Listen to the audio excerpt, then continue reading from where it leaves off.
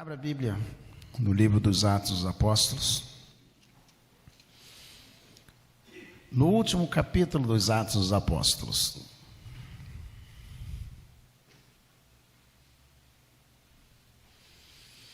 O capítulo 28, ele vai narrar o que acontece imediatamente ao naufrágio do capítulo 27.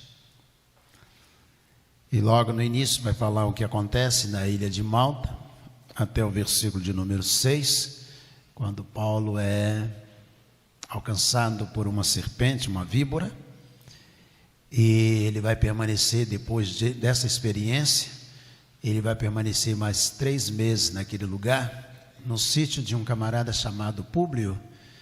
No versículo 7 em diante, ele vai para a casa desta pessoa, deste homem, e enquanto está ali, o pai de Públio vai ficar doente. Paulo vai orar por ele, ele será curado.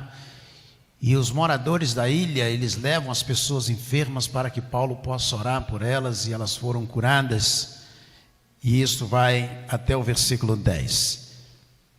3 meses depois, no versículo 10, Paulo sai e ele então embarca no navio de Alexandria. E ao passar pela ilha, vai levar Paulo finalmente para Roma, e ele vai chegar em Roma no capítulo 28, versículo 16, que nós vamos ler. Paulo, nos Atos dos Apóstolos, capítulo 28, Paulo em Roma, a partir do versículo 16. Uma vez em Roma, Paulo recebeu permissão para morar por sua conta, tendo em sua companhia o soldado que o guardava. 3 dias depois, ele convocou os principais dos judeus. Quando estavam reunidos, Paulo disse: meus irmãos, apesar de nada ter feito contra o povo ou contra os costumes paternos, vim preso desde Jerusalém, entregue nas mãos dos romanos. Estes, os romanos, depois de me interrogarem, quiseram soltar-me, porque não encontraram em mim nenhum crime passível de morte. Diante da oposição dos judeus, fui obrigado a apelar para César, não tendo eu, porém, nada de que acusar o meu povo. Foi por isso que pedi para vê-los, para falar com vocês, porque é pela esperança de Israel que estou preso com esta corrente. Então lhe disseram: nós não recebemos da Judeia nenhuma carta que falasse a respeito de você. Também não veio qualquer dos irmãos que nos anunciasse ou dissesse algo de mal a seu respeito.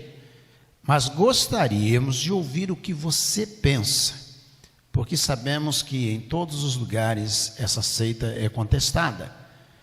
Tendo eles marcado um dia, foram em grande número ao encontro de Paulo no lugar onde ele residia. Então, desde a manhã até a tarde, lhes fez uma exposição em testemunho do reino de Deus, procurando persuadi-los a respeito de Jesus, tanto pela lei de Moisés como pelos profetas. Houve alguns que ficaram persuadidos pelo que Paulo dizia. Outros irmãos, porém, continuaram incrédulos, e havendo discordância entre eles, começaram a ir embora. Mas antes que saíssem, Paulo disse essas palavras: bem falou o Espírito Santo aos pais de vocês por meio do profeta Isaías, quando disse: vá a este povo e diga, ouvindo vocês não ouvirão, e de modo nenhum entenderão, vendo vocês verão, e de modo nenhum perceberão, porque o coração deste povo está endurecido.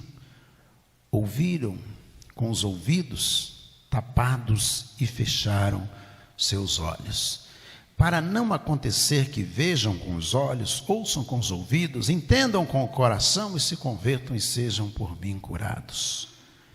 Paulo concluiu: portanto, fiquem sabendo que essa salvação de Deus, que Deus ofereceu, foi enviada aos gentios, e eles a ouvirão. Ditas essas palavras, os judeus foram embora, tendo entre si grande discussão. Durante 2 anos, permaneceu na sua própria casa, que tinha alugado, onde recebia todos os que o procuravam. Pregava o reino de Deus e com toda a ousadia ensinava as coisas referentes ao Senhor Jesus Cristo sem impedimento algum. Senhor, obrigado a Deus, porque quando pensamos em ser crentes, servos do Senhor, nos lembramos, ó Deus, do apóstolo Paulo como referência para a vida cristã de cada um de nós. E, ó Deus, obrigado por esta figura tão expressiva no cristianismo, que nos influencia até nos dias em que nós vivemos. Chama-nos, ó Deus, a um ministério comprometido como o do apóstolo Paulo. Homens e mulheres, ó Deus, inclinados a cumprirem o querer do coração do Senhor.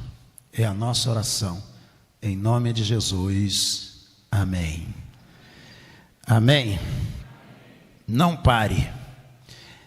É a reflexão desta manhã.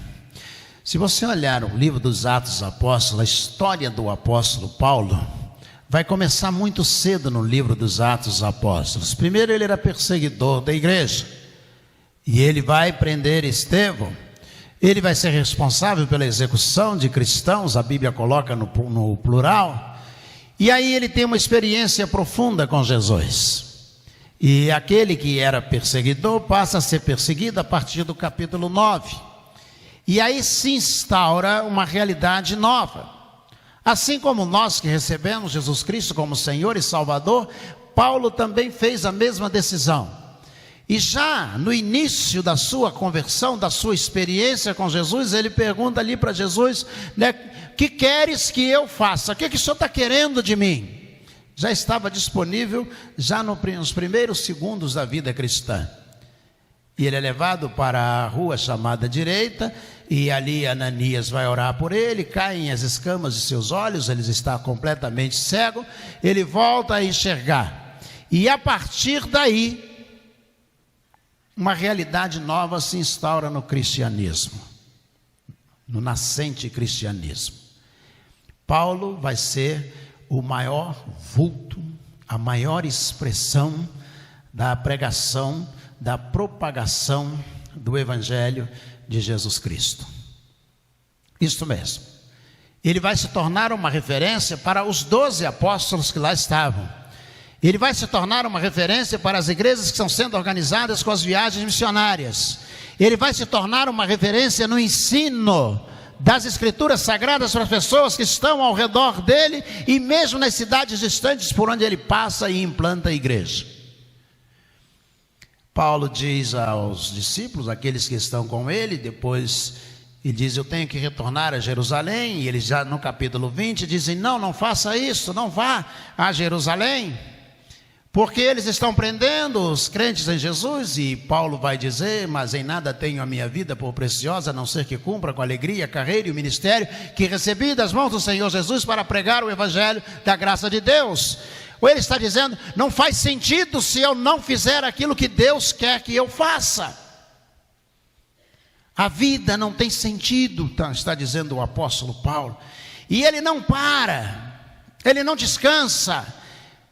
Ele está disponível para o reino de Deus em qualquer circunstância, em qualquer situação.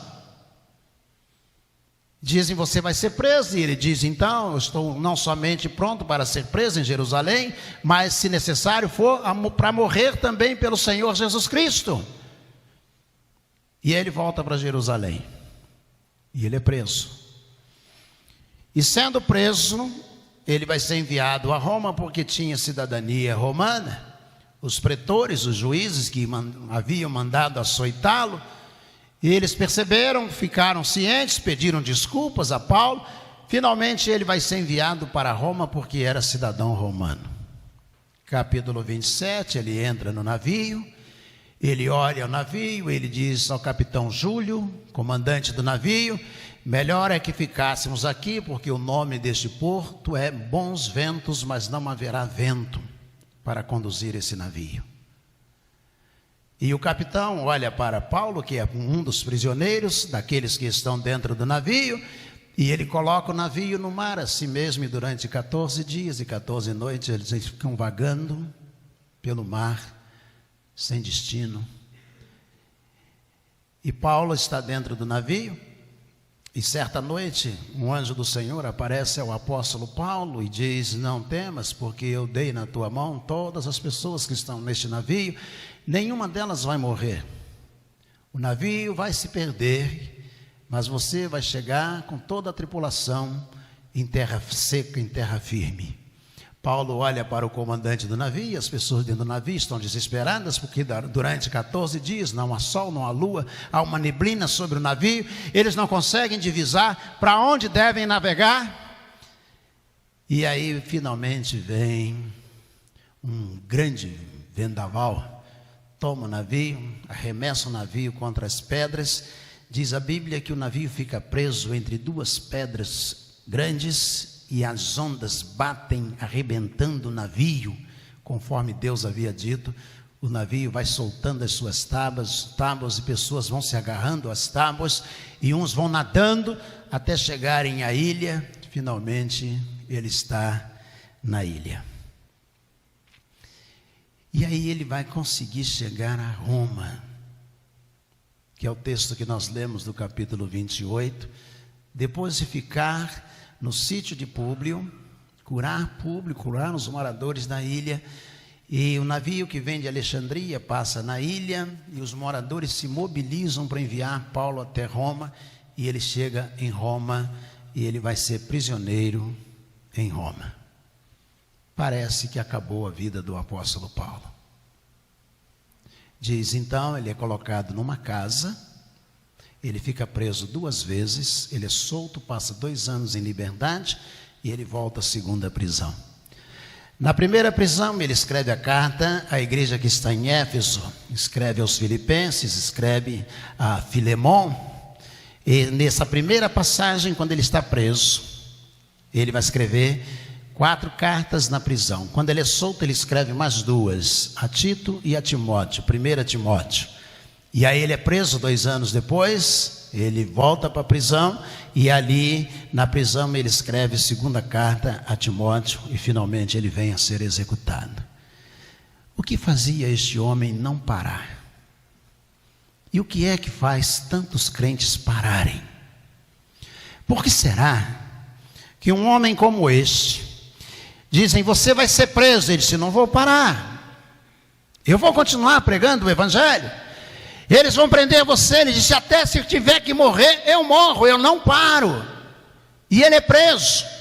E quando ele é posto na prisão, que ele está na prisão, ele continua pregando o evangelho. Coloca um soldado e diz que tem que mudar. Eclesiastes 22, não Eclesiastes, o livro do Velho Testamento, mas a história da igreja, conta que enquanto ele está preso, tem que mudar a guarda, porque os soldados se convertiam. E então a guarda tinha que ser mudada, porque ele continuava pregando o evangelho. Não parava. E esse homem vai ser posto em liberdade condicional. Ele aluga uma casa, conforme o texto que nós lemos, e passa 2 anos nesta casa, e diz que logo depois que ele recebeu a permissão, versículo 16, ele então chama aqueles que estão ali em Roma e diz: nós vamos fazer um culto, uma reunião na casa que eu estou agora. Acabou de sair da prisão, continua pregando o evangelho, continua anunciando o evangelho, volta para a prisão, continua pregando o evangelho. Então finalmente ele recebe a sentença de morte. Por volta do ano 64, provavelmente, ele toma conhecimento que saiu a sua sentença de morte. E ele escreve a 2ª carta, agora preso, escreve a 2ª carta a Timóteo, dizendo: traz a minha capa, traz os meus livros, traz Marcos, o evangelista Marcos, traz, porque ele me é útil.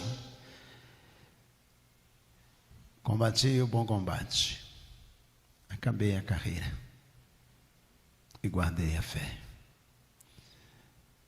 Por que ele não parou? Foi até o último momento. Por quê? quanto maior e mais profunda é a nossa experiência com Deus, mais disponíveis nós estamos para Deus. Isso mesmo. Quanto mais disponíveis nós estivermos, maior será a manifestação de Deus em nós. Quanto mais eu disser sim, eles disseram: Paulo, não vá, ele disse: vou. Não faça, ele disse: faço.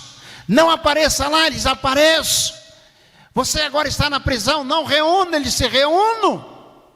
Não pregue o evangelho, ele disse: prego. Das cartas que ele escreve na primeira prisão em Roma, está a carta aos Filipenses. Filemão também. Mas Filipenses, e ele diz: eu estou em grande dúvida, não sei se oro para viver ou se oro para morrer, porque para mim o viver é Cristo e morrer é ainda muito melhor, ou é lucro, é ainda muito melhor. Não para, não se cansa. Paulo, está ruim para você, Paulo? Não, posso todas as coisas naquele que me fortalece.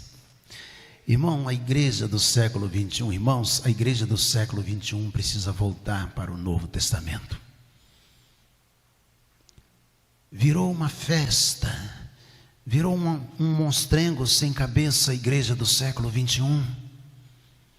Em que muitas vezes nós não estamos concentrados no testemunho que a Bíblia coloca para nós, por exemplo, da vida do apóstolo Paulo.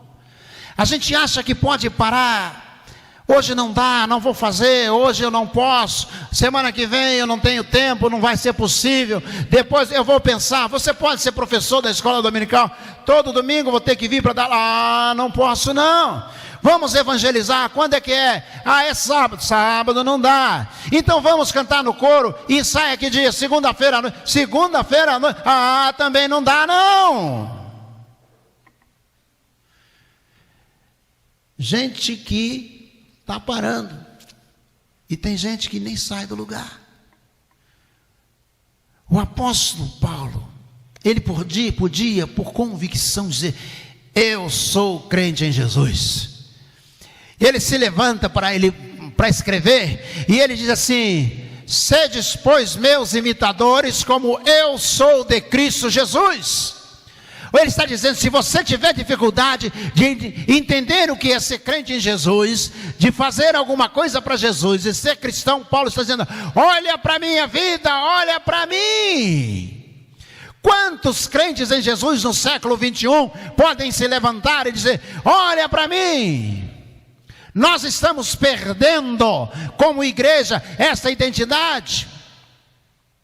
No início da igreja, na igreja primitiva e na própria igreja, na época da teologia patrística, você não tinha grandes seminários, você não tinha grandes juntas. O que você tinha era gente com vontade de fazer a vontade de Deus.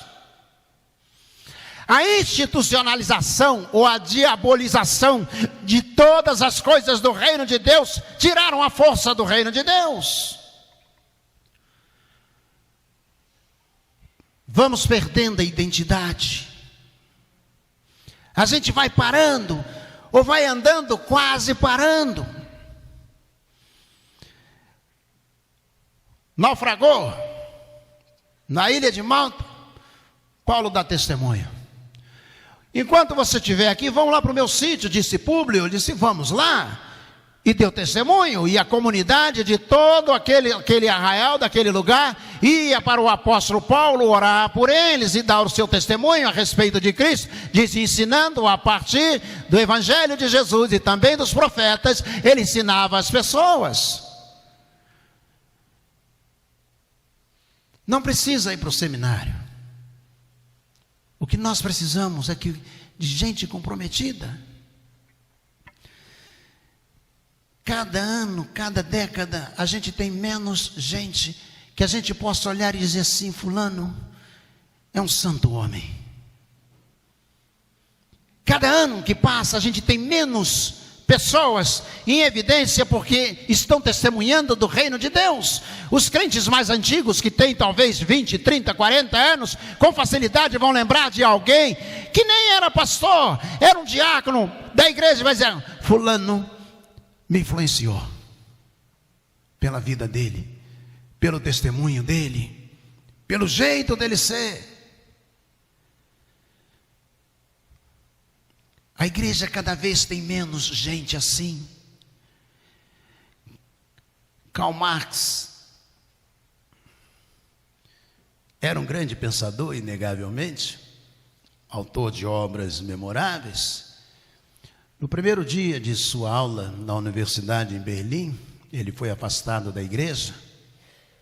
Em 1842, ele assume em alemão, uma gazeta, de Zeitung Renan, jornal Renan, e ele passa a escrever contra a igreja e contra a administração da Alemanha. Mas uma das frases, talvez duas, mas uma das frases mais célebres de Karl Marx é que a religião é o ópio do povo, é a droga do povo. Eu disse talvez duas, porque ele disse que o direito é o instrumento que legitima a ação do mais forte sobre o mais fraco. São duas frases memoráveis de Karl Marx. Mas eu creio que o tempo passou. E aquela ideia de Marx de que a religião é o ópio do povo, ela precisa ser repensada. Nós estamos vivendo um ópio nesse tempo. Uma droga poderosa que está destruindo a população da terra. Você vai dizer, eu sei qual é. É o Ox? Não. Chama-se celular. Essa droga está acabando com essa geração. Jovens que não estudam, mas leem a tela do celular o dia inteiro. Adolescentes, crianças, adultos que não conversam, que não aprendem, porque gastam o tempo todo presos à tela do celular. E enquanto ele imbeciliza você, você dedica todo o seu tempo a ele. Não estou dizendo que não se deve usar, deve sim. Você tem conta para pagar, ele facilita pagar as suas contas, você tem pesquisa para fazer. Fica muito mais fácil fazer uma pesquisa perguntando à inteligência artificial, ela pode te ajudar, mas não pode ser a tela um instrumento principal que você vai se dedicar a ele o dia inteiro. Deixa eu compartilhar com os irmãos uma coisa que eu acho interessante nesses dias que nós estamos vivendo. Não sei se você já viu, mas dias atrás eu estava olhando e dizia assim: você tem muitos livros? Isso me chamou a atenção. Eu tenho bastante, graças a Deus. Você não precisa deles. Quanto tempo você leva para preparar um sermão? Aí que eu me liguei mesmo. Um sermão livre, sem esboço, leva umas 12 horas para você prepará-lo. Quanto tempo você leva para preparar um sermão? Você não precisa mais disso, basta você dar o tema, que a inteligência artificial te dá o sermão montado. Eu não sei se os irmãos mais antigos lembram. Para ter um sermão, sabe o que tinha que fazer? Um pregador tinha que orar a Deus, ler a Bíblia e ficar na dependência do Espírito Santo. E o sujeito lá estava dizendo, é só você pedir. E ele disse então, olha só, ação do Espírito Santo. Está vendo aqui? Já aparece com 3 pontos, tudo montado para você, você não precisa mais ter trabalho. Você acha que isso está ajudando você na pesquisa escolar, na universidade, na preparação de sermão, de estudos para a sua organização? Você acha que está te ajudando? A parábola diz que eles acordaram e viram que tinha nascido joio no meio do trigo. E eles perguntaram ao Senhor da terra: Senhor, quando foi que semearam joio no meio do trigo? Ao que o Senhor respondeu: enquanto vocês dormiam. Enquanto vocês dormiam.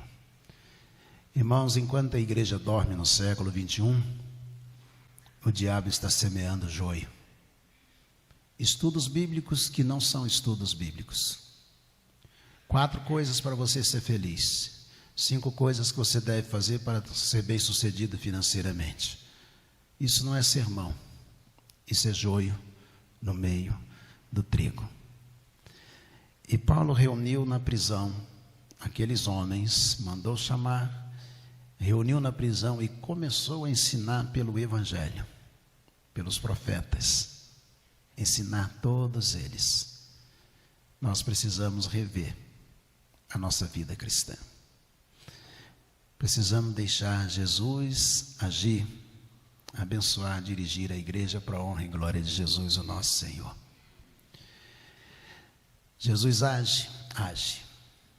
Basta que nós tenhamos disponibilidade, que nós queiramos. Deixa eu encerrar contando uma história que alguns talvez conheçam, uma ilustração. Diz que uma senhora, uma vovó, morava com a sua netinha. Só elas duas. Numa casa assim, lá onde o vento fazia curva, lá no meio do mato. E elas duas moravam numa casinha. E uma bela manhã a vovó acordou com um grito da menina no outro quarto. E ela foi até lá e a menina disse: vó, eu estou quente. Eu estou me sentindo muito mole, não aguento nem levantar. E a avó colocou a mão na testa da menininha e viu que ela estava ardendo em febre. E disse: levanta, vamos tomar um banho, trocar. Eu não aguento ficar de pé, vó. E a avó foi lá, voltou no quarto e disse: como é que eu vou fazer? Fica aqui então que eu vou chamar um médico. Vou lá no postinho de saúde chamar um médico. A avó montou numa bicicleta e foi pedalando na bicicleta, que chegou ao vilarejo. E ela foi direto ao postinho e disse, a atendente disse: pois não? Ela disse: minha neta está ardendo em febre, está passando mal, não aguenta ficar em pé, não tem como trazê-la aqui, e eu preciso que uma ambulância vá lá buscá-la. E a atendente disse: vó, está quebrada a ambulância. Não dá para buscar. Não pode mandar um médico lá? Diz: só tem um. Se ele sair daqui, olha só esse pessoal todo. Ele não pode sair daqui. E a avó saiu desolada do postinho de saúde, sem saber o que fazer. Veio subindo a rua do vilarejo, andando, e viu uma igreja aberta. E ela então entrou, tinha umas senhoras reunidas, era reunião de oração. E ela entrou, sentou entre aquelas senhoras. A dirigente, vendo que ela era nova ali, disse: e a senhora tem algum pedido de oração? E ela disse: como assim? Uma coisa que a senhora gostaria de orar pedindo a Jesus? E aí aquela senhora, aquela vovó disse: tem. Então a senhora pode orar?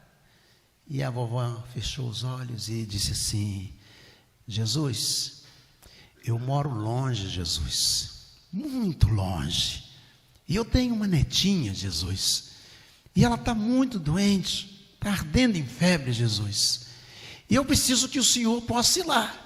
A ambulância não pode, o médico não pode, mas eu queria que o Senhor fosse lá, Jesus.